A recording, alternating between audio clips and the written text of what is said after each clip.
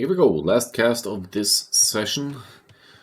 Let me switch up Danger Pig's color to orange here so we have some better idea of the differences here. I'm even going to give Joey Pura Vida the blue because I made that mistake on Team Islands. I wasn't able to tell the difference between the colors. This is such a close Nomad start. This is basically Nomad so Kotra already, so that's that's going to be an eventful one as we go on here. But to introduce the teams, let us start with Plebuchets. We have Daniel White playing as the ever-annoying Spanish on this matchup. If you allow the Spanish to get to the castle age unobstructed, they'll plop down the castle and start pumping out conquistadors so early that they're going to use that mobility to snipe your villagers and deny you expansion anywhere. So they also build buildings 15% faster or so you will usually be one of the first players to get your town center up, and for Nomad that's arguably an eco bonus. Joey Pura Vida, a Wandering Squires player, which I casted a few times. He's playing here for Plebuchets as well with the Vietnamese. So once the opponents have completed their own town centers, Joey Pura Vida will know where they are. So orange hair sandwich between blue and green could become an issue as the game moves on. To the right side we have red and purple over there, which Joey Pura Vida also flared for his teammates to know what to expect.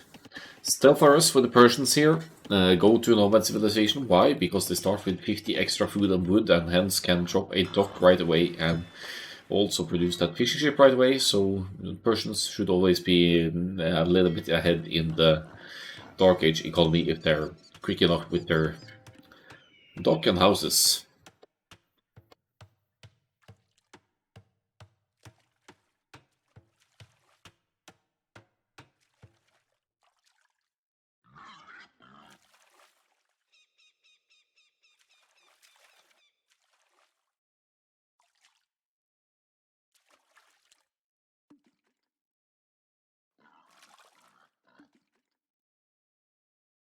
Second, just join the players attack here.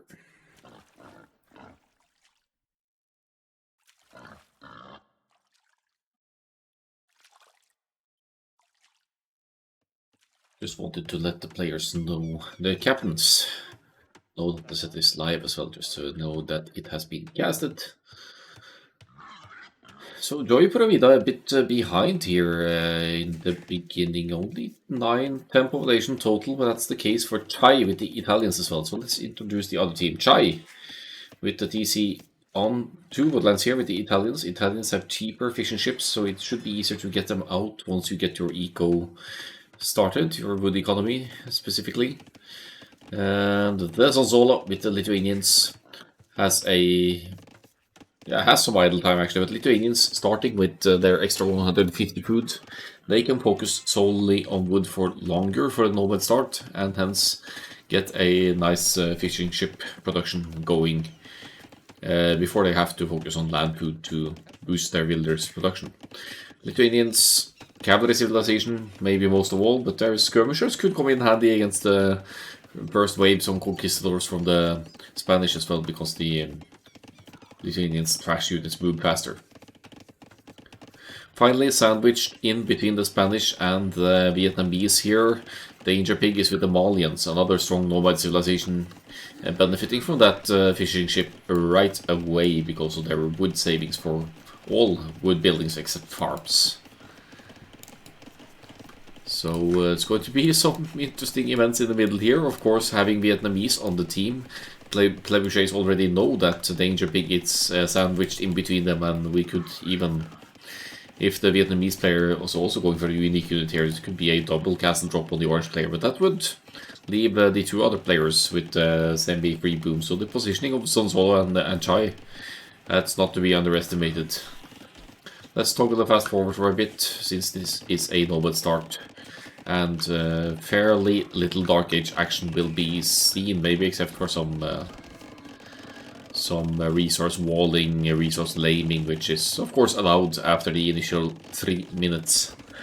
Boys at Arms up first here with good margins, so they tells me they may want to contest the water here. Green and purple very close to each other here. Green and purple with 2 docks, so the Spanish fish food eco here is already in danger. It's 8 on fish for the Spanish, and obviously with a fast castle economy set up here for Danielmight, but losing 8 fish, that is no joke. That's going to set back, if not your castlist transition, then especially your early conquistador production, because you'll have to resort to farming to compensate. 4 on stone for Danielmight, taking a boar here as well, and some hunt. But once that's depleted, Danielmight is left with much fewer on food. And since there's already 2 docks up for the Italians, and Chai presumably has seen the houses here, the fish of Danielmight should be going down very quickly. There's no point for Danielmight making any naval armies here. He'll have to rely on his teammates to take that responsibility. Persians and Lithuanian stocks quite close to each other as well, and Stealth is making some Persians fire galleys here. Persian docks work faster as well. We could compare that to the Italians just for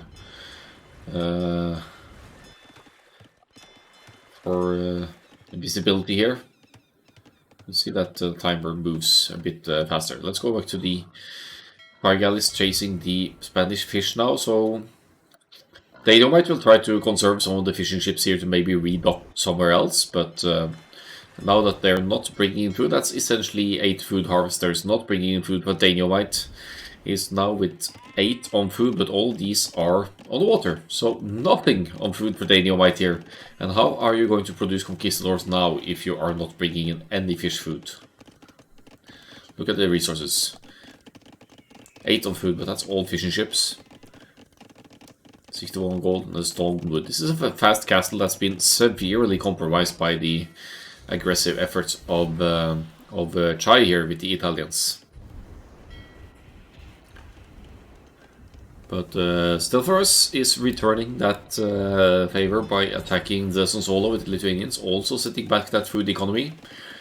Hurts Lithuanians less since they have that starting food of theirs, and also some farms begun here for the red player.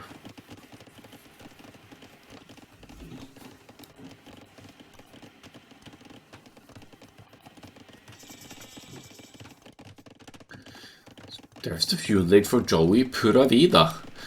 That's a 36 pop fuel age here. What's happened here? It's the archers of Danger Pig maybe making things a bit awkward here, so playing it risky here. Danielmight is with the Spanish, but will be able to drop a castle on Danger Pig's face maybe. As Joey Pura Vida scrambles up a defensive castle here and Stealth with the Persians now dropping the market maybe. Aiming for a Castle Age transition, trade some resources and go Castle Age. The archers have fletching, so they are not... I mean, you can still fight them with villagers, but they will deal more damage per shot. So villagers will be going down while fighting this. Good aggression by Danger Pig here with 5 villagers killed and a tower denied off the Vietnamese here. That is going to... No! No! No, Danielmight, why are you dropping the castle here? You have an orange player sandwiched in between the two of you.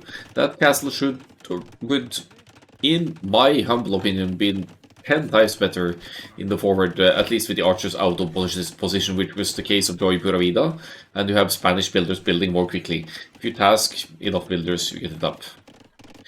Farm Eco is alive for Danielmight here, and Conquistadors should be in production soon. In the meantime, we have Stealth claiming water here with the Persians, I would say, at least on the left-hand side, severely obstructing the Lithuanians' fish economy, which will delay that early cavalry production of the Lithuanians now in the Castle Age. I see why you put the castle in the back. It protects gold and stone. The only better placement might have been here to protect the farms as well. But you're going to be allowed to produce conquistadors and raid around obstructing the opponent's economy. Bois at arms, slight eco lead here, while massively ahead in military, but parts of that is on water as well, with the huge amount of the Italians' fire galleys here.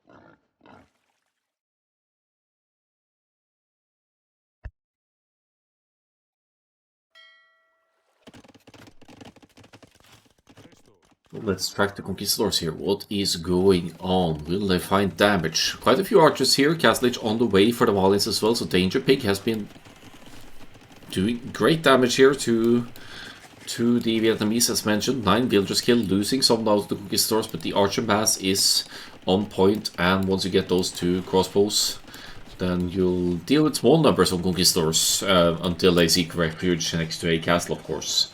So Daniel White isn't really committed to stone either. We'll need the gold for conquistador production, and yeah, did get that fish eco compromised early on, so that really forced an earlier investment into farms for the green player. But some conquistadors are out 6 and counting now,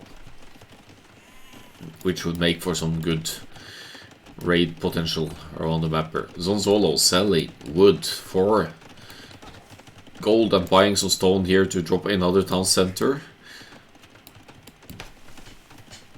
Food eco seems low, but there are some knights out on the field preparing to raid the opponent's side via Zonzolo here. Joy Pura Vida, very low score here overall compared to the others. Did take lots of builders losses and is sort of confined in the middle here. Might want to consider a relocation to the north. Is there a docking villager here or anything? Still has the fish eco though, which is something. So Bois at arms, they haven't succeeded in claiming the water here. Nice. Not so nice. The quick house is almost in time. Classic, just 1 foundation missing, and enter the Knights of Zonzolo. Does he have any relics yet? Nope. But we'll find blood here on the Persian side for sure. The Knights don't have any upgrades though. The Knights have 100 hit points. No bloodlines, no armor, no attack. Very bad news against the conquistadors here if they get close enough to fire accurately and take him out.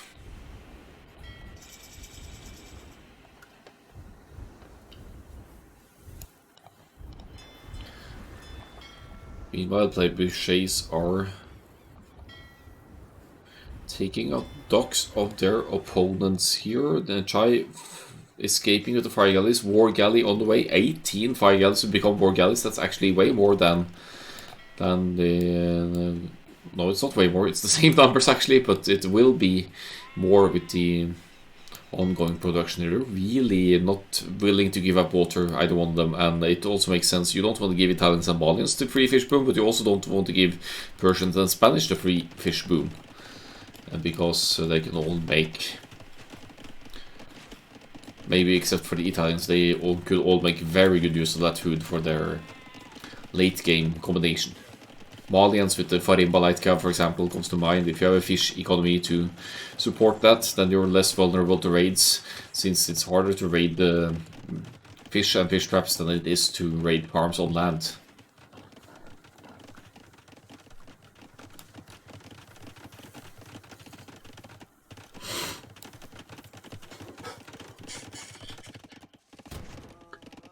Okay, so there's finding more blood here for villagers and counting. Chai now down to 44 villagers, Plebuchets with 164 villagers, so they are 10-ish villagers lead here, although wheelbarrow in for all of Boys of Arms, so it's closer than you'd think.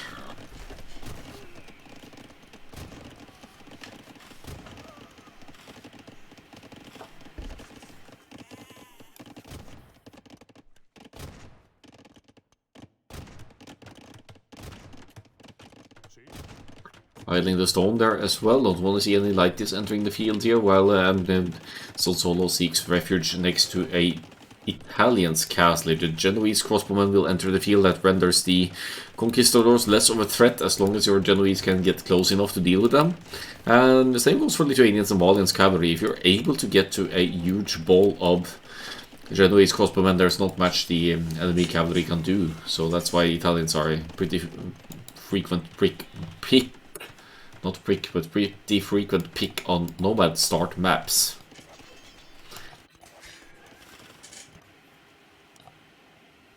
So there's raids going on from both sides here. Solo getting some hits in on the Spanish economy, which is stabilizing. How many TCs now for the Spanish? 2 town centers and a castle in the middle. Might have been the plan all along here to secure these resource spots over here. Gold and stone always in abundance on Nomad, and the teams are splitting left and right here. There's definitely more gold to the right hand side for Bois at Arms though.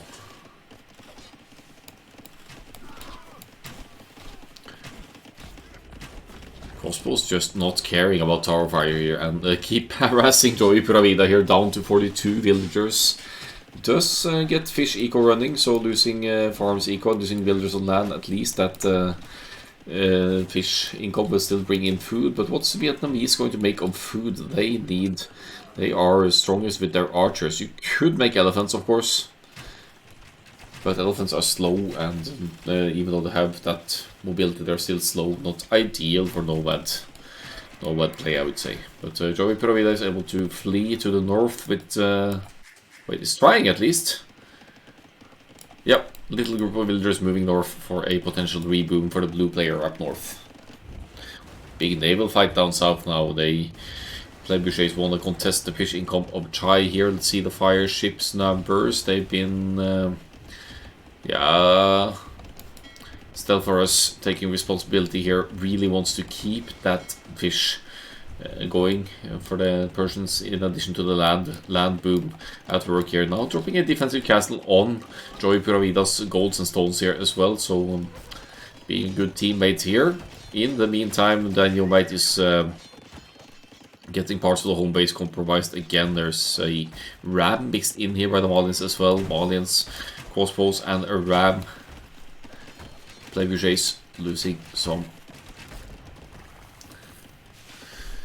important eco numbers here. So the Conquistadors idea seems almost abandoned by Daniel White at this point. Isn't able to sustain the economy to keep producing them at a consistent rate. Only 7 Conquistadors, about to become 8 now out.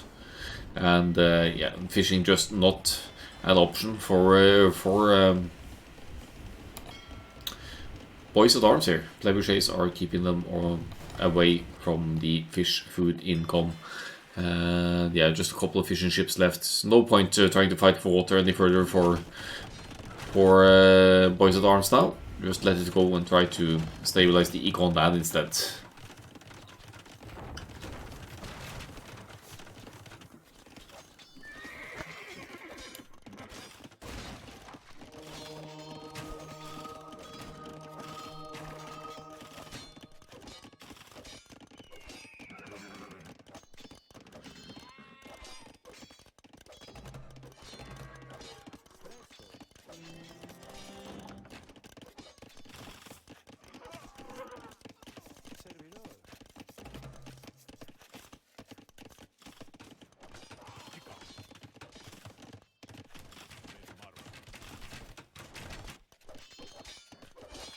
Now it's on the move up here. Getting some war raids in. Joey Puravida just really denied that reboot. The TC is up north, but 44 villagers. I believe the fish is part of that, so only 32 villagers for the blue player, while Bois at Arms are significantly ahead in the overall economy here.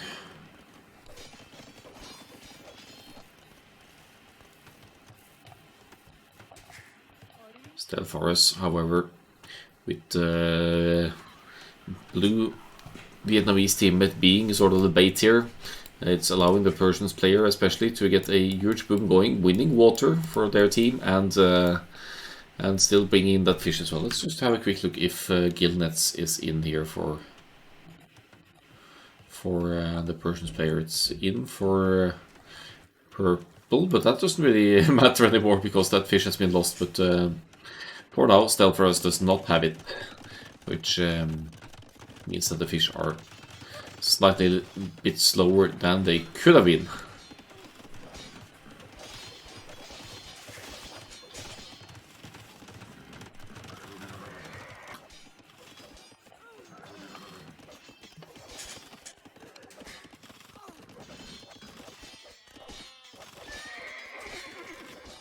I see lots of red dots around here. The Lithuanians getting value. Do we have the relics? 2 relics for the Sonzolo. He's been killing 60 villagers so far and producing out of 4 stables.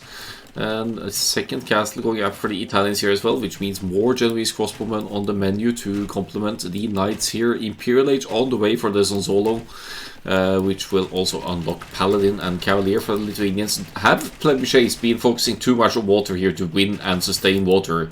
It's even taking up lots of, lots of pop space now. The 26 fireships of Stelforus, of course. You're not going to let Bois at Arms back on water now. Imperial Age on the way for the Spanish as well, allowing for either bombard cannons or trebuchets, depending. But they need land armies. Bois at Arms dominating on land. 41 crossbows, 23 knights and counting, and some Genoese out on the field as well, which will deal with remaining conquistadors or even the camels, which both crossbows and. Both crossbows and Genoese crossbowmen can deal with camel switch or the Persians here. I'm a bit puzzled at the Persian camel's choice of Stelforus here with this amount of crossbows on the field and the Genoese. Might as well just make the Persians knights, since they at least have bonus damage against archers line units. There's red everywhere here. The Sonzolo is having the game of his life here raiding. You could even plop up some sneak stables over on this side to really be annoying. Denying expansion here on this side. Red. Monks trying to scout for relics as well. Easier said than done to find. Stelforus at least trying to hit what can be hit on the shoreline here. And with the Imperial Age for the Spanish, I guess in theory we could have Daniomite making some cannon galleons to hit from the shoreline as well as like a mobile trebuchet on water. But the army is of huge concern there. 26 fireships for Plebuchets, right? So that's 26 army out of 38 that is on the water. They need land military ASAP. They are losing ground so rapidly, and looking at the EcoKD of Sonzolo, it's melting military numbers of the opponents as well. Stelforus trying to get the castle up over here, but that is never going to be built, I think, with this massive crossbows from the Malians out here. Nope, Bales on that one. And we also have Danger Pig in the Imperial Age, who doesn't have access to Arbalest, so that's... but in the Imperial Age, Malians will probably want to transition into cavalry eventually either. After all, could get chemistry, of course, which is on the way, allowing for bombard cannons for the Malians, and also extra attack for the archers. This castle really should be going up for Stelforus. I think there's lots of villagers going to waste here. 67, 68, 70 villagers down total for Stelforus, and the crossbowmen can just stay here while Sonzolo keeps spamming those cavaliers. Now has 12 plus 3 attacks, so didn't really research a lot of attacks here. Arbalest in for the Malians, giving extra hit points and attack. And where is that group? Here they are. So the castle finally completes, but yeah, the Danger Pig really did the work there, and we killed lots of villagers. Look at these guys, they've killed 47 villagers, or units, 34 villagers. Realizing that Joy Pura Vida is rebooming up north, the Sonzolo takes care of that situation as well. Deals with a castle foundation, will find a TC, and there are only 19, 20 villagers left for Joy Pura Vida here. Some of them protected underneath castle, but for how long? With the Rams joining in here, Malians able to add bombard cannons together with the arms here as well. Solid death ball in the late game. And should any Persians cavalry enter here, we could always add the Malians Farimba Cavalier as well. Lots of food and gold in the bank for Danger Pig, or lots of food at least, so light cav spam definitely an option. Less and less ground for Plebuchets here, and Joey Pura Vida struggling most of all here, unfortunately. It was the bait, it was sandwiched in between two players. It happens on Nomad all the time. No need to feel bad about it. It's just the way Nomad works.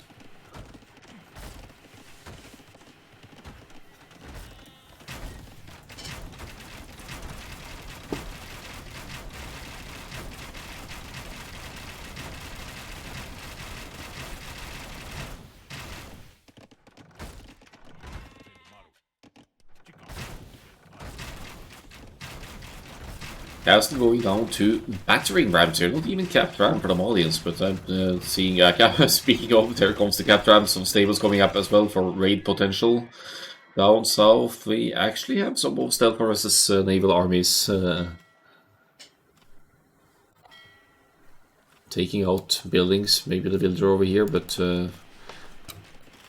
not making a huge difference in the overall picture here. Plebuchets, they are holding on, but they need Joey Puraida back in the game if this is going to be worthwhile. They are down 230 populations to their opponents, as Bois at Arms, they have claimed all of the right hand side where most of the gold is, where most of the safe resources. Paladin is in for the Lithuanians, 14 plus 4 attack, and Farimba coming in for the Malians with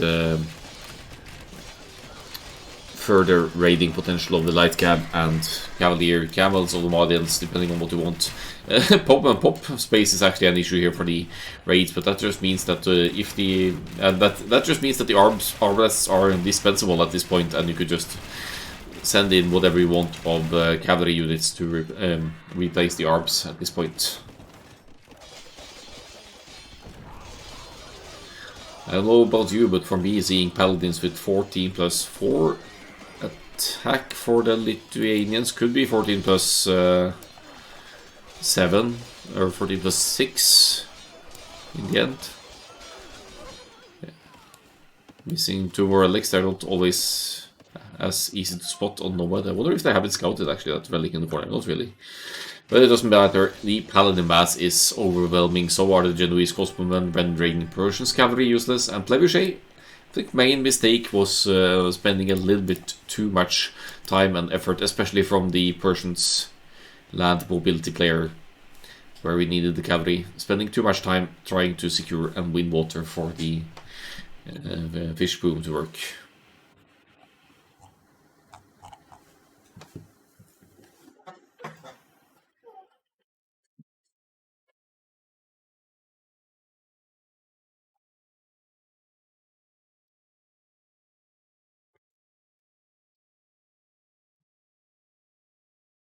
230 to 69 KD here for the Zon Solo. 206 villagers killed. That's some massive raiding efforts from the Lithuanians here. So no wonder Zon Solo really wanted to see this set casted. Looking at the efforts here, it was a good game, good fight by Plebuchet. Really, they won water, so it's not like this was an entirely one-sided game. Spanish. There's also the. What I mentioned earlier, the castle placement of the Spanish could have done so much more if it hit the Malians at home, like I mentioned earlier in the cast. That should, since the Spanish built the castle so quickly, I think you could risk it even with the archer masses of the Malians already out. Bigger boom for Bois at Arms here, less villagers lost overall. Lost the fish, who cares when you have a fluent and running land economy. And there's the APM chart before we go into the other game.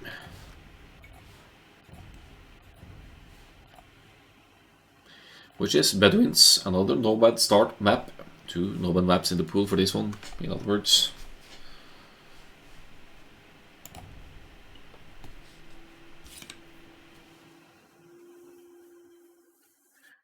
Just pop into it. May need to switch up some colors here. I'm gonna go with the fairly standard team colors here to be able to more easily tell the difference between green and yellow, and gray is as good as invisible on the map, so better just play as the blue. Bedouins. A resemblant of African clearing from the ranked pool, but there's more shorefish, there's more trees near the shorefish, and there's lots more ponds, as you can see, compared to African clearing, which is more spread out, sometimes with double ponds. And there are essentially team positions. So Applejack actually is settling to the right of the starting point, probably started over here, right? I wonder if that was intentional or not. Does he really? No, he probably had villagers close to here as well. But this is very close to the humans, so that could be exciting on the top end side here. With the two teammates, Mayans and Pranks down south here. This is a perfect setup for Applejack to obstruct the Sonsolos humans' potential feudal age humans boom, or mass scouts or archers or whatever, while the Mayans and Franks get to boom away and bring their strongest units to the field.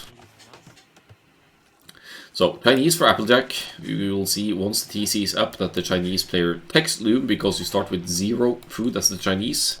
But since shorefish is collected so quickly, you will be getting away with close to 0 idle time with Chinese, which is ridiculous. See, that's 6 villagers lead.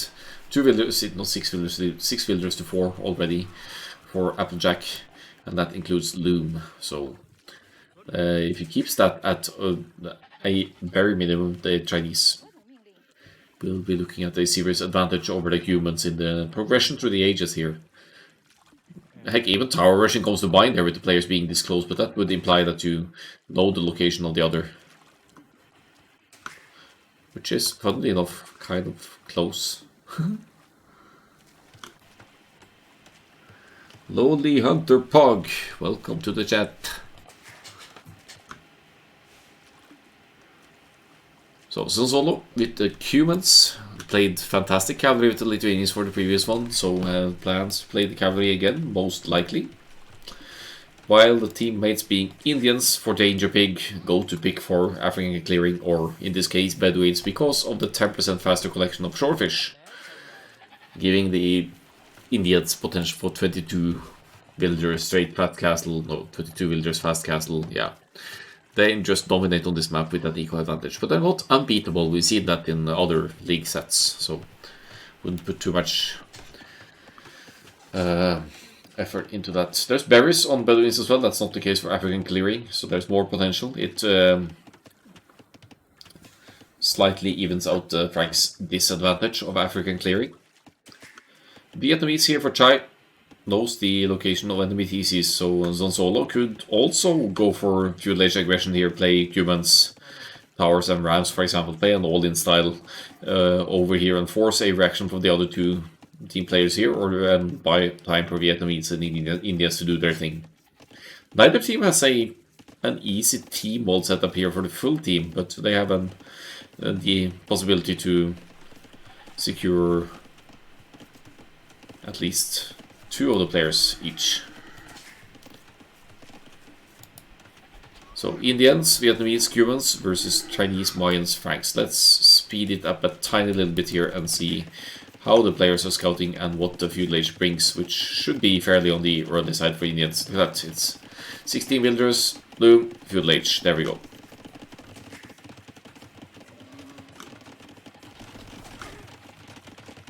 Massive head start for the Indians there, beating even the Chinese, but Applejack going to the feudal age at 21 villagers, at 21 seconds idle tease time, so that's less than 1 villager of idle time, so we'll be going up at a much healthier economy to the feudal age than the Cubans, than the Indians. There comes the stable, so guess what? Danger Pig is going for the scouts here. Joey Pura Vida expecting that, walls off with the Mayans here sort of securing the stone, but this is exposed to tower or ranged fire. But there's also a stone down here, so actually a good starting position for the Mayans here to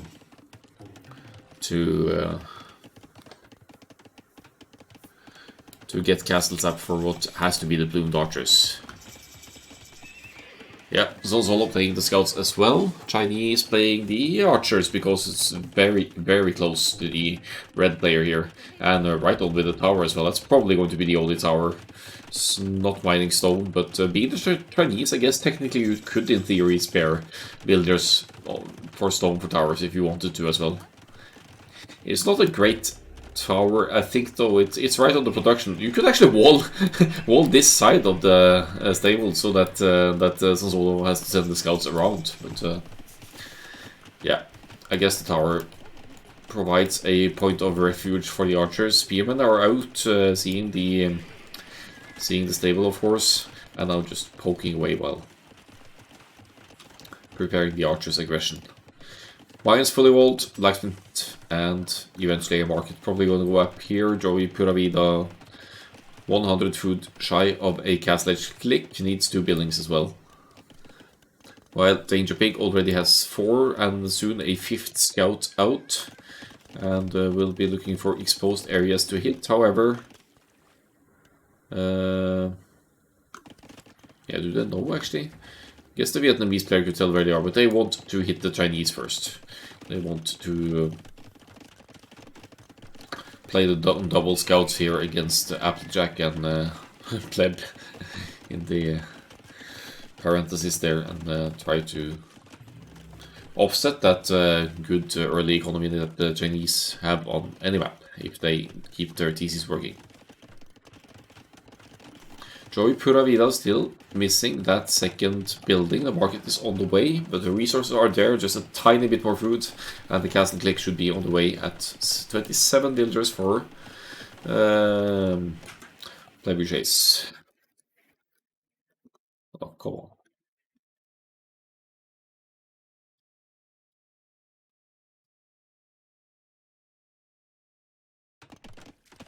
There we go.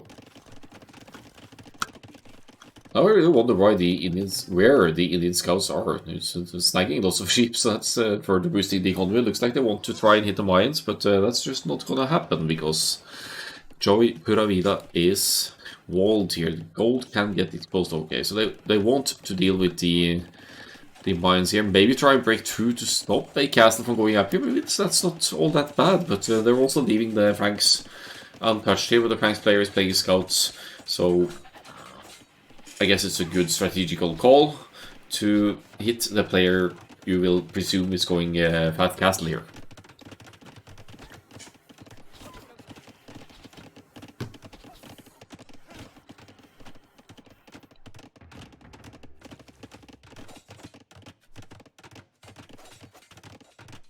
Joey putting up the barracks here, kind of providing as a partial wall as well here.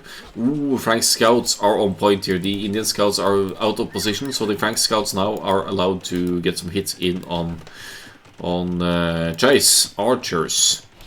Yeah, they're definitely focusing on the correct player here. Indian scouts outmassing the Franks ones, which means that the Franks hit points advantage has been negated, and also +1/+1 for the Indians. That's that fooding of the Indians, allowing for the eco upgrades to kick in earlier as well. Extremely compact base for Joey Pura Vida here. And placing a range now. So not going to... It's not being mining stone. I was totally expecting fast castle plumed archers here, which has seen many times on... Bedouins, but it is fast castle crossbows before the potential plumed archers. Maybe then Joey is afraid he wouldn't be able to get the castle up. Top side, some scouts out here. Applejack keeping the Solo busy here. He's lost 5 builders as well. In tower has been denied on the gold here, and Solo heavy on the stone now for defensive towers and just to keep the eco safe here. May still be able to move out with a... yeah, it has the second TC up. I was going to say could drop a second TC, but that's already up. So even if losing builders to towers or to archers here, Zonzolo is potentially going to be able to catch up with the Chinese here, having 2 TCs to 1. Yeah, look at that. Double TCs producing you. Easily catch up with the single TC play, actually. Yeah, I'm really surprised that Joey Pura Vida hasn't been mining stone here for a castle. I mean, it's fine to go for the crossbows, but If Joey had gone straight for FC for the castle and Plebuchets here, he would be able to drop the castle on the gold maybe and keep these armies away. Easier said than done, however, when you're trying to keep 2 vs 1 away from you, while not having gold for the crossbows. So very good aggression from Bois at arms down south. 2 minutes to go for the castle age. Evenly matched with the uptime here between Plebuchets and, well, between the Franks and the Indians, between Stealtharus and Danger Pig, is what I wanted to say.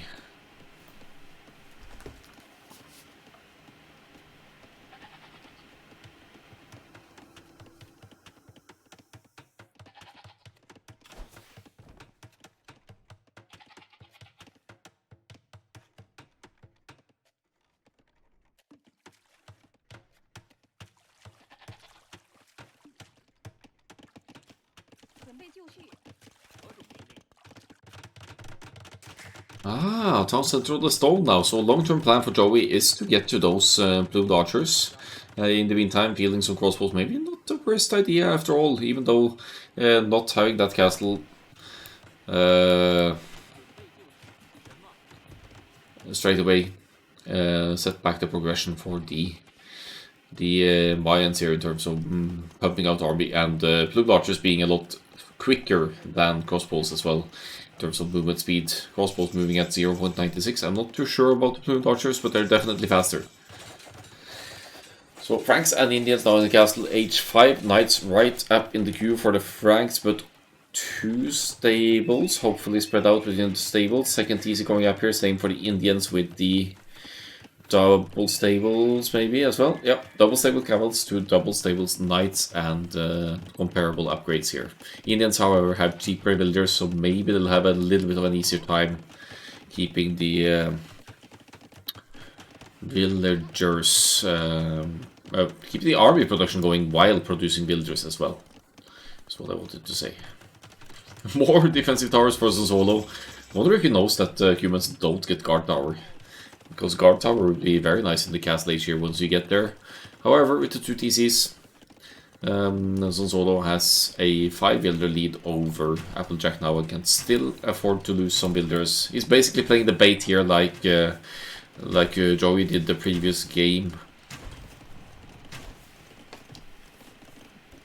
But while being the bait here, Boys at Arms are able to claim more of the map and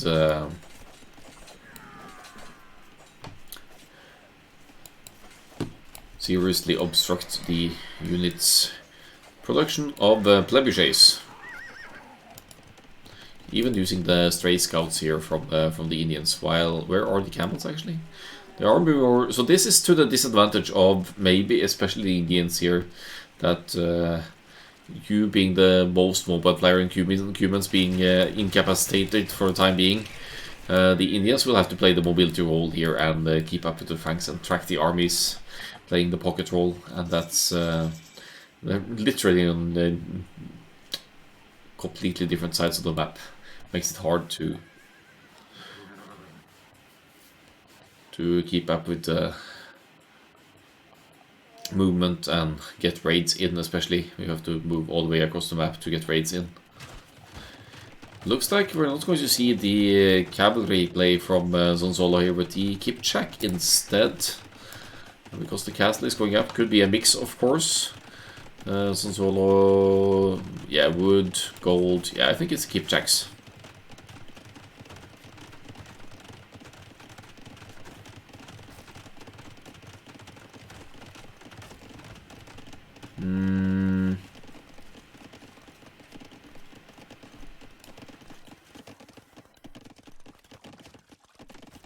Oh, and actually Boys at Arms are 1 up here.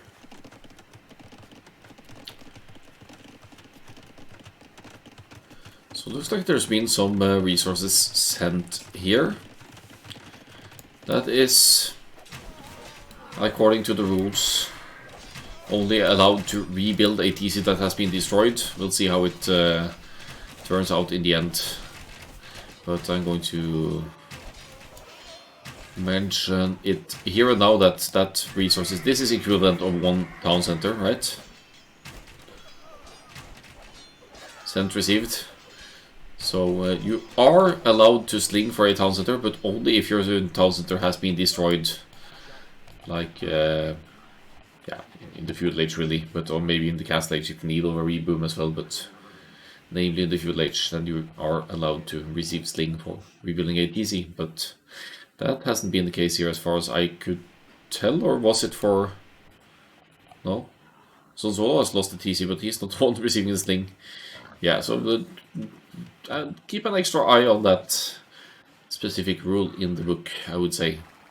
I'm not sure, I don't know yet if that makes a difference in the grand total here. And I don't think the teams would use that as a rule break to claim the win here either. What was that? A castle been dealt with here, or was it a market? I don't remember. Didn't catch what went down there, but the Chinese rams out on the move here for Applejack.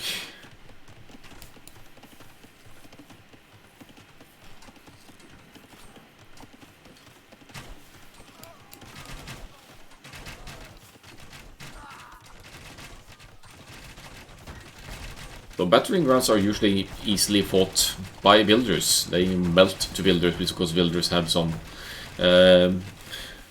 anti-building bonus attack. But with the crossbows to back that, and a healthy amount of crossbows it is for Applejack here, the battering rams aren't easily dealt with. Okay, yeah, so the market's definitely been dealt with here.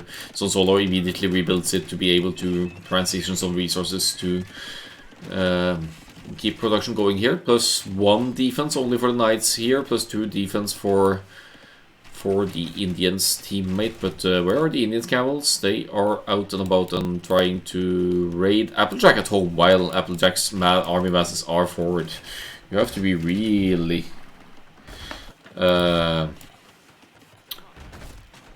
patient here if you're the Zonzolo to get to the knights' masses needed to deal with this crossbow mass. Here's the castle for Joy Pura Vida as well, finally securing that main gold. Well protected by armies here as well, and that means that plumed archers may very well be entering the field here.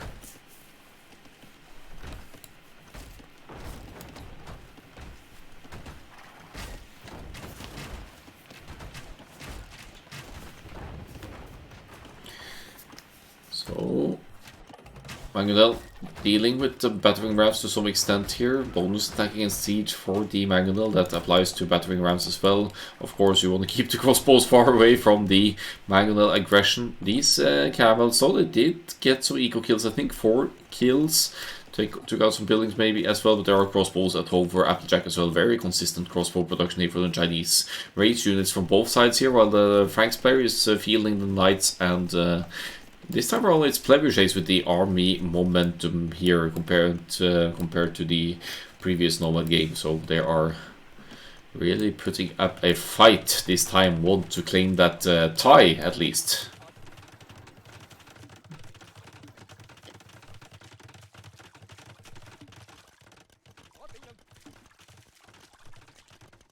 With a decent chunk of Vietnamese crossbows as well, outnumbered by the Chinese by a factor of 15.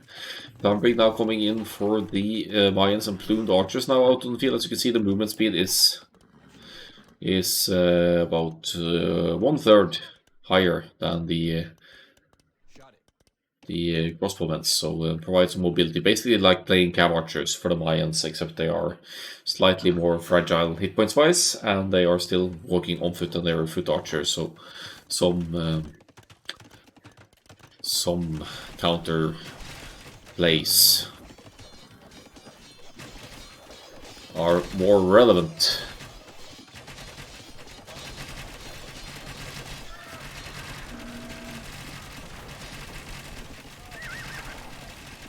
So looks like ballistics is in, makes it easier to hit moving targets. Chinese versus Vietnamese here. Vietnamese have that extra hit points as well, so they out HP the other armies here. The Red Knights are joining in. This is a 3 vs 1. Good maneuver by Boys at Arms here, they are going to catch the Chinese masses off guard, and the Chinese player Applejack is going to lose all of the crossbow mats forward here. Has Imperial Age on the way though, and is replenishing at a quick pace at home to move towards the semi-forward castle here and start contesting the small humans base here with 63 villagers, mind you, for Zonzolo, but yeah, with Imperial Age kicking in, this base will likely be lost. That 3 vs 1 fight there, great strategical move by Boys of Arms though. And looks like they'll be cleaning up some Mayans numbers as well. Might actually need to delete some buildings here to allow the knights with easier pathing here. Don't tell me Boys of Arms are going to turn this around. They are quite equal in overall population here. It's just a few numbers of military apart, but we do have 2 teams. No, 2 players from Plebuchets going Imperial Age, and only 1 player, the Indians player of Boys of Arms here, who's currently not really making the camels here, but resorting to skirmishers.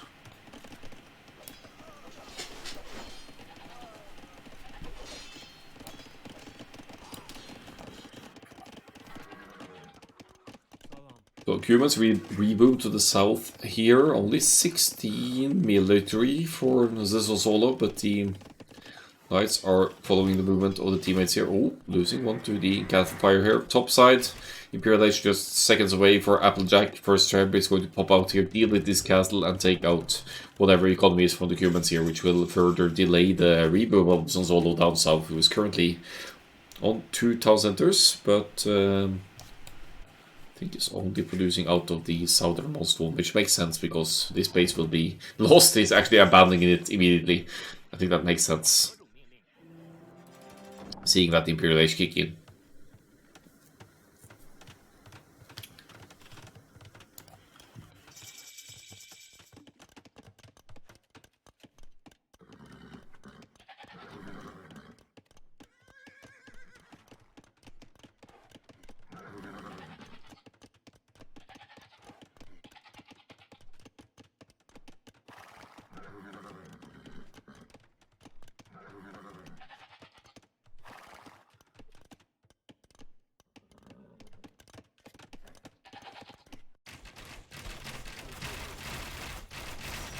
Overlast in for the Chinese, so is Bracer. Crucial upgrades for the ranged units, 44 arms up north here. Nothing to mess around with. All of Boys of Arms going to the Imperial Age as well. They're going to Imperial Skirmisher. But yeah, I guess it makes sense for the Indians, but Indians, you really want Indians to play the camels here. Unless you want the humans to go into Paladin and contest the Franks that way, but that eco isn't... It's not quite there for Zonzolo, is it? No. Stop messing around. I want to see the stats. And this probably happened after Imperial Age, so that doesn't matter. Stinging is allowed in the Imperial Age. Yeah, Zonzolo not anywhere near the cavalry spam gold income needed, at least not currently. Only 12 knights for Zonzolo currently, but they are slowly claiming some map control here. They're losing the north, and they haven't really been pushing the Mayans and Franks either. So this could get ugly in not too long. Looks, oh, they're flaring the corners. Are they actually going to set up trade here? They might be able to secure the corner here, Boys at Arms.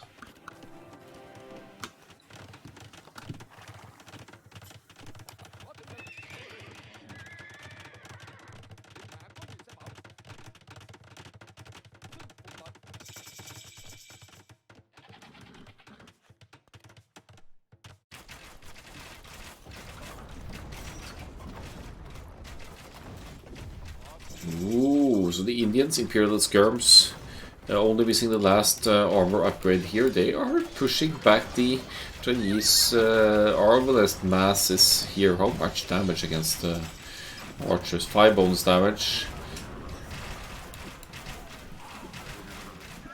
And stealth for us with the Franks cavalry here, although that's going to melt the Imperial Skirms and give Plebuchets back the army advantage here. They are going to clean up these Imperial Skirms, at least this wave of Imperial Skirms. Franks in the Imperial Age, Cavalier on the way, and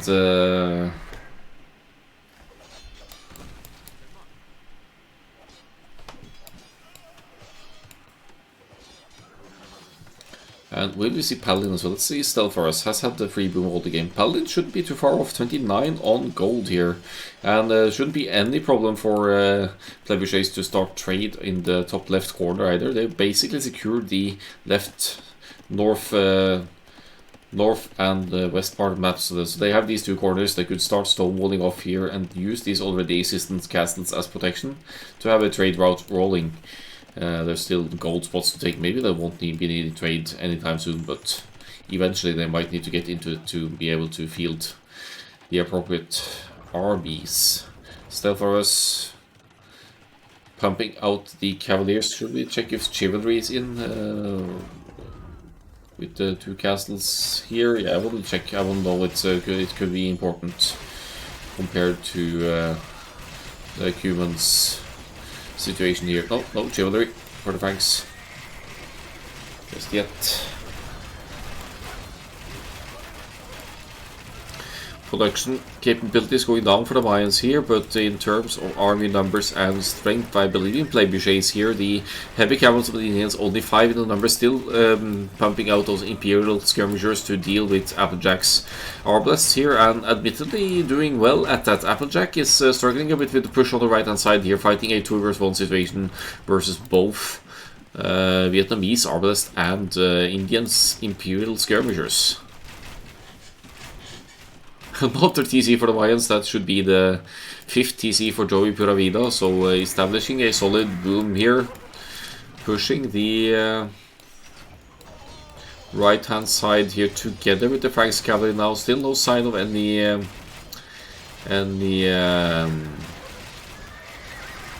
paladins here. Eagle Warrior switch, which makes sense against the huge masses of Arbalest, and even more so against the Imperial skirmishers. And as long as the Cumans are still not with the economy to field lots of paladins, ideally, then the Eagle switch makes perfect sense here. I mean, there's Hussars from the Cumans. They are the fastest Hussars in the game. They have 174 movement speed.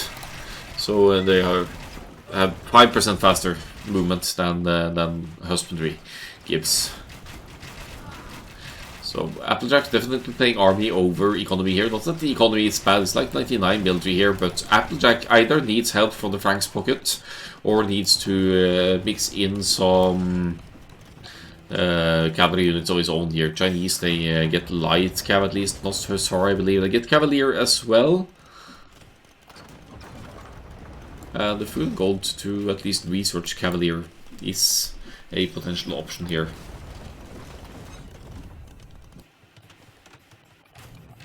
Lions replenishing the archery ranges here at pop cap. A little bit hesitant to fight here.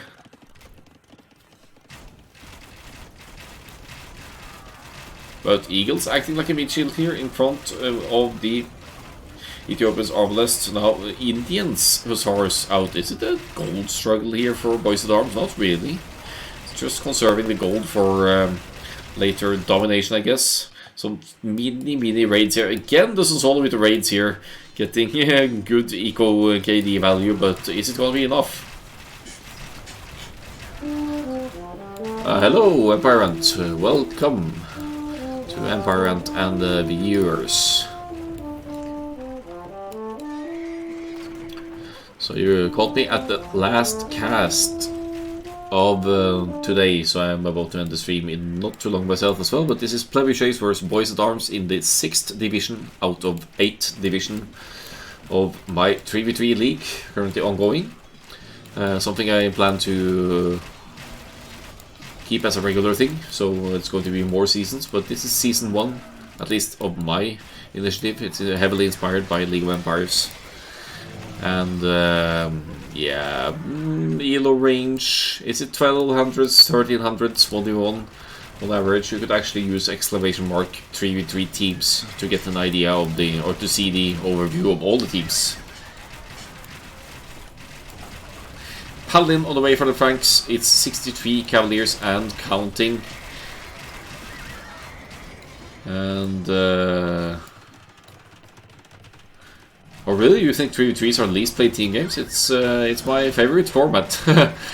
and many players' favorite format. I am a different, but you're right. 2v2 might be more popular in ranked than whatnot, while 4v4 maybe the least popular. But I do have 58 teams participating, so there's definitely an interest for 2v3 events. I think it adds more complexity to the pocket position. Oh, very unfortunate fight for the Franks there with the Cavaliers dying to Imperial Camels and Arbalests here in the mix, and that Paladin upgrade that could have gone into 60 Cavaliers is only going to benefit roughly half of that. Plebuchets being outmassed in army yet again here, and even if it's trash mixed in here, Zonzolo has been rebooming, has been raiding, has been reclaiming an economic position here to go into Paladin. Might have gotten some sling as well. Yeah, received some sling, so that probably helps in the process, but still impressive combat. Yeah, this is the first season even, Empire, so there's some lots of carryovers from League of Empires, which I casted a lot as well, so that plays a part in it. But it's very cool to have 8 divisions for the first version of the league on through my Discord, I mean.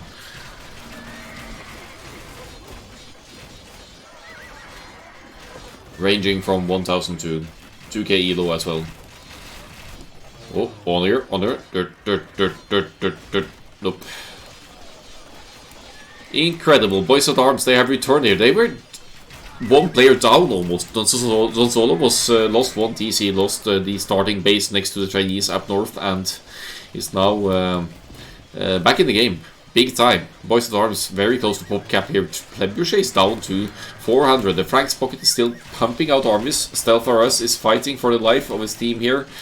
Tons of ranges going up for Joey Puravida here, and if you look at the economies, actually the Chinese is a bit on the lower end now, so having had only 2 TCs for a long time is starting to backfire a bit, but overall resource situation looking kind of dire for Plebuchets here. They're losing economy to raids, and they are struggling to keep army numbers up here.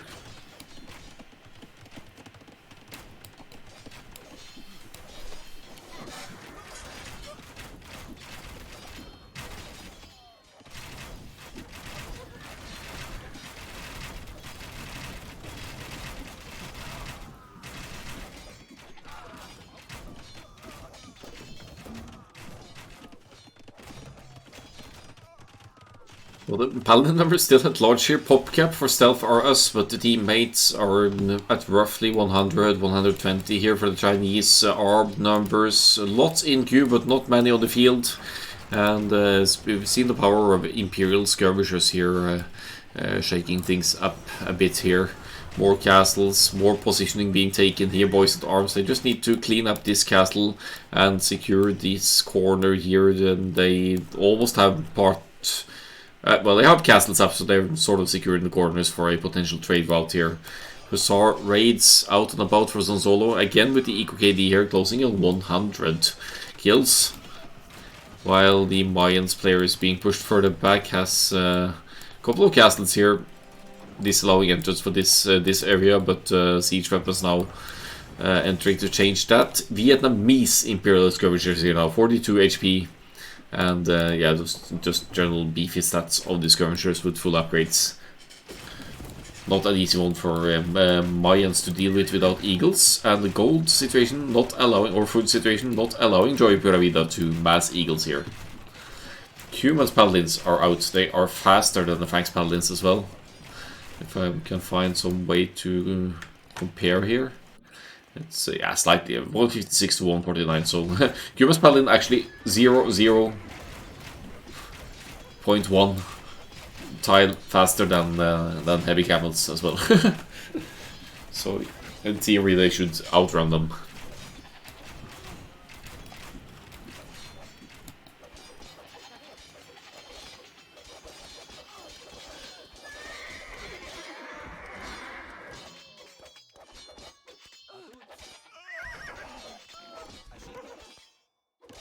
Still for us, helping to Joey Provida to reboom up north here, but they are pressured from all angles here. The Mines Castle's going down, not much Joey can do about that. Will be losing most of the starting home base here. Could maybe get some nice on-air shots in, but don't think that will change the outcomes of things, unfortunately. No, at least not for Joey.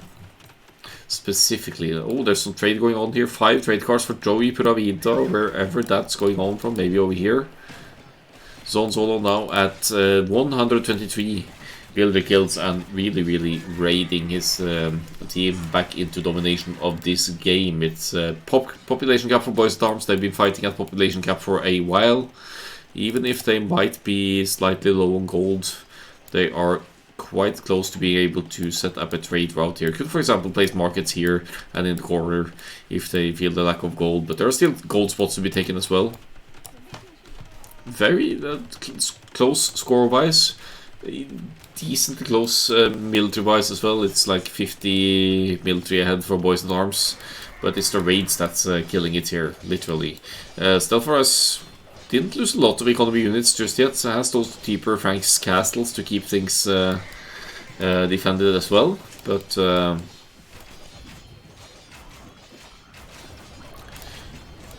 yeah, Plebuchets is being pushed further and further back here, and I think they're wondering what to do about this ridiculous mass of elite Imperial skirmishers, Hussars, Paladins, and siege pushes, while topside Imperial camels are chasing the Paladins here as well, and yeah, the Imperial camels with that Indians extra piece armor, 2 extra piece armor as a civilization bonus. They're actually holding up decently against a group of arms as well. Not as well as Paladins, but close.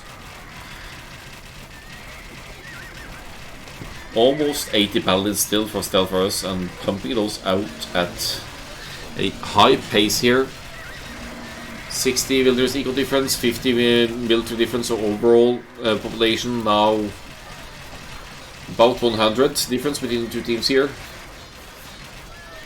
But look at the south side with the push moving further and further in here. It's Imperial skirmishers almost exclusively here, but accompanied by tribes and some humans, Paladins here as well. Some Plebuchets still out and about here, since Joey hasn't completely lost his castle. It's making the best of it, getting some sneaky small raids in down here. Has lost 127 villagers this game, and is replenishing them out of 4 TCs, a couple of them at home, 1 up here as well. It is only a matter of time now until Bois at Arms are able to enter the Frank space and put a kind of a stopper to the Paladin production. Does he have chivalry? Or is it? So I think Teal still, yeah, it might be and might not. I can't tell well enough from the overview. But chivalry gives Franks 40% faster cavalry production. Not that it's needed with all these stables, but problem here is becoming that the Mayans player can't field enough units anymore. So Plebuchets are kind of at huge risk of being outmassed here. Hello, Black Adder's Place. Welcome.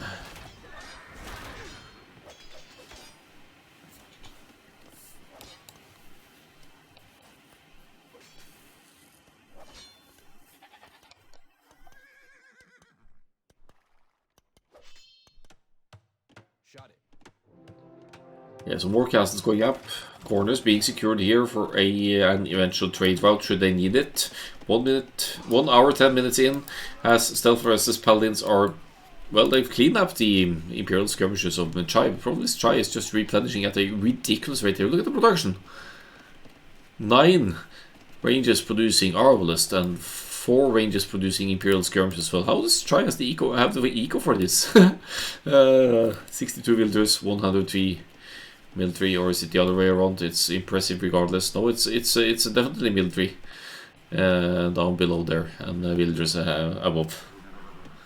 So that is impressive. But impressive is also the Paladin numbers here. Eldorado coming in for Joey Pura Vida. Really likes those Eldorado Eagles, but is that going to make a large enough difference here? There's still the Paladins of the humans who meddle in, and maybe even the Imperial Camels, though I'm not sure how the Imperial Camels trade against Mayan's 100 HP Eldorado Eagles. But the HP difference is still significant, and the Imperial Camels should have more attack than the Eagles. Plebuchets fighting for dear life here. Capped Ram coming in for the Chinese. Siege Ram being an option as well. Halberdier switch is in, which sort of renders the Paladins and Imperial Camels, if not useless, at least less efficient. But then again, there's the Imperial Skirmishers to meddle in with that, and they have bonus attack against the Spearman line as well, a tiny bit at least.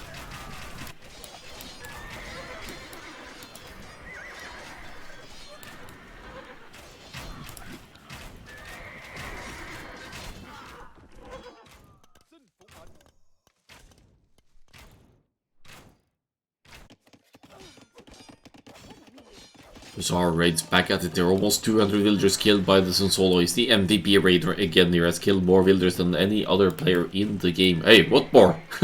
Oh, yeah, that guy is, he's been grazing peacefully in the battlefield up north here. Oh, I can't believe he escaped all of this action. Frank's cheaper castles seeing some play here. Lots of castles, which makes it harder to raid, makes it harder to push. Yeah, clip it. What happened? Yeah, I didn't see it.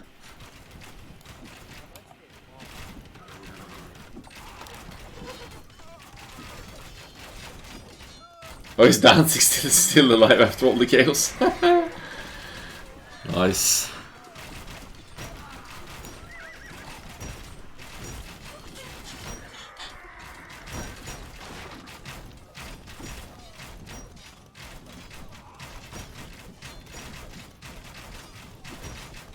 Oh, that's right, you can't share links because Nightbot. Post it in general then by Discord or something, or somewhere appropriate. Yep. There's some kind of auto-modding from Nightbot, I think.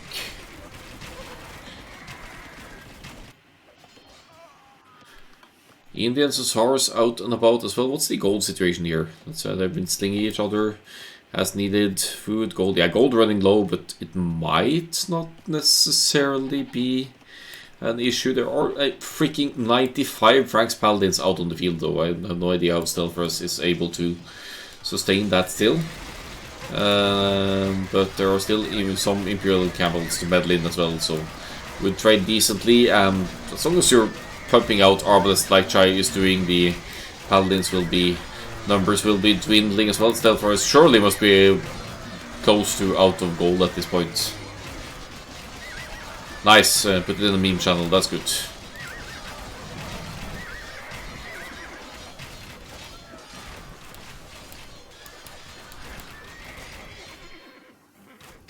Oh, it's getting laggy in the late game now.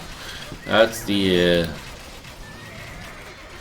Capture Age and Age of Empires 2 running at the same time with lots and lots of processes going on. See, grabs in the masses of Applejack over here. Is this the last hurrah for Applejack to try and reclaim the area here? Sonsolo with almost 300 villager kills here. The red dots are everywhere, just like the previous Nomad game is taking out the precious golden combo Joey Pura Vida over here. Siege Ravs will take out some of the stables, but that's not to say that Sonsolo can't replace them elsewhere. There's lots of wood, after all. Actually running somewhat low on food, but that's the way it goes. I think this would lag in DE as well, to be honest. Maybe not as bad, but...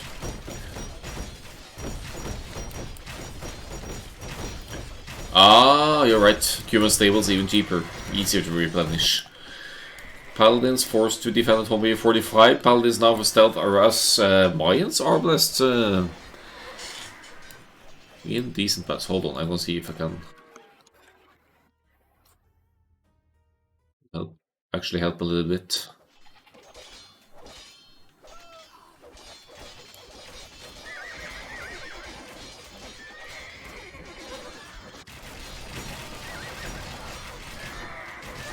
Or maybe not. Anyway, yeah, Siege Rams doing some work here, but not near enough. Look at these eco losses! 150, 240, 120, and Plebuchets still replacing Paladins. Still, how are you making these Paladins? This was selling at the market maybe for gold. Still mining gold as well. There's too much gold on this map. Something needs to be done about the resources of Bedouins. But such an epic late game battle here. It's lots of raids from the red player, but Plebuchets is still somehow holding on, except for the villager population, which is diminishing due to the raids.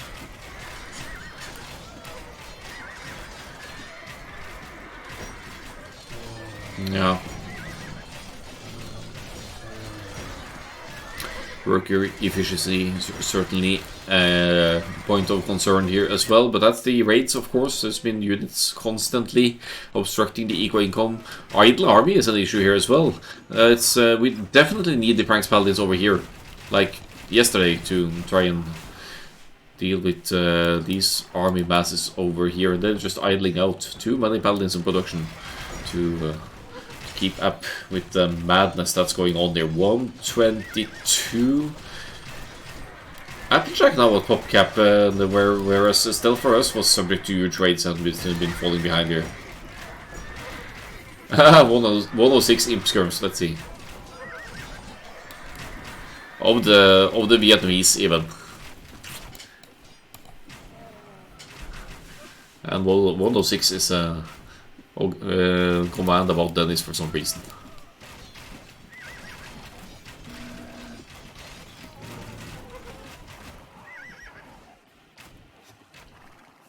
Is there anything else I can do with that?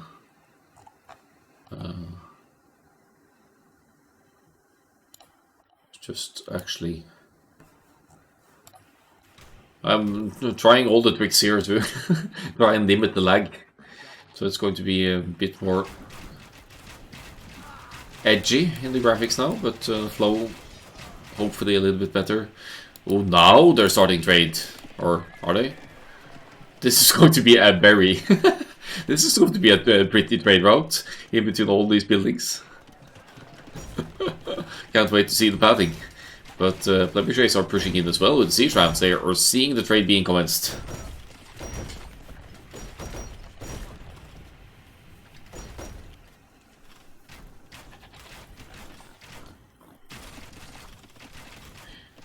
Yeah, it's not like it's the stutter stop, thankfully, so it's not.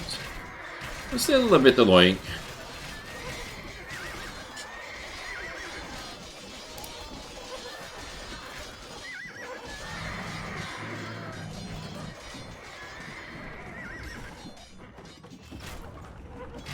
Paladins diving in here at the Imperial Skirmish, but look at that light cab now for Stealth RS is switching into some trash, which will still trade decently against the Imperial Skirmishers.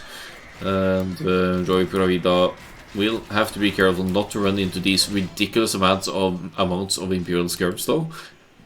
Caravan for Chai, so they are going to get that trade route started, but how long is that going to last in the midst of the siege ram push of Plebuchets up here? Let's have a look at the trade situation. Joey Puravida is still trading down here.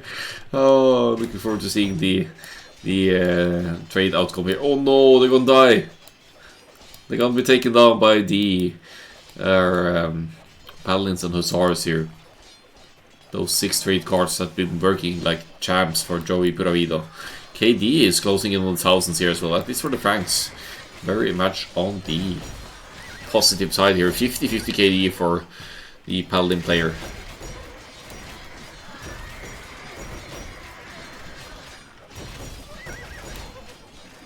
I hear siege trams, but I don't see them. Here they are.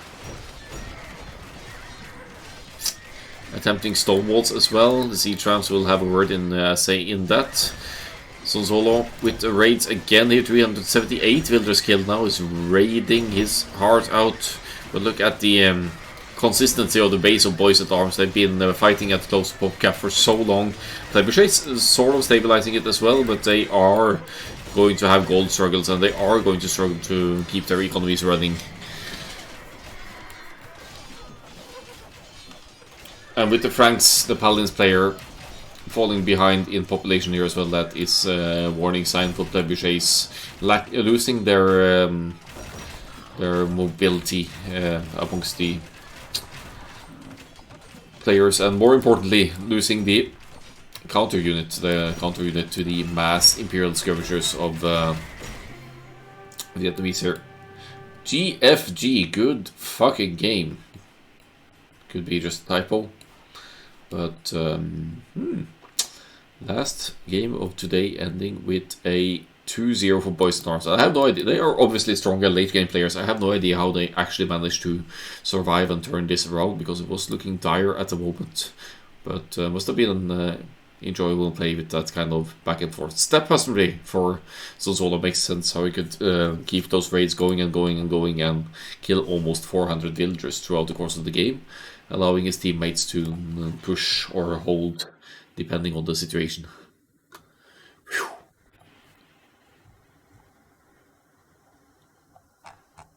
One-and-a-half hour Bedouins game.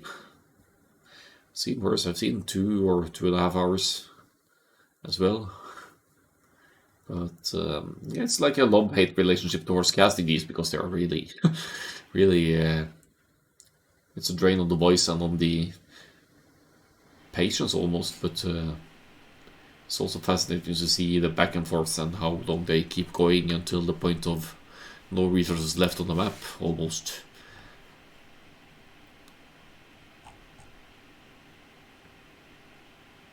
Early scouts for the Indians there. Didn't do too much, but good 2-1 with together with the Vietnamese to keep the Mayans contained. But they also didn't solely focus on the Mayans, which I think was a good call. But it still gave Franks a lot of time to boom, of course, and set up that economy and secure it for that ridiculous Paladins spam. Did you actually see 439 Paladins were made this game?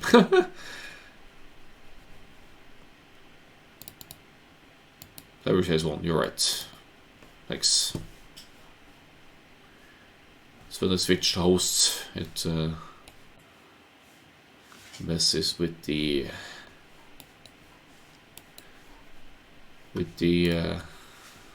score as well. Otherwise I would have 1-0 on the previous one, but it shows here in the stats the score. Ending at equal score though, so that's something. But that's hugely part to the military KD of the Franks as well. 1108 to 592. GG, or as one of them would say, GFG.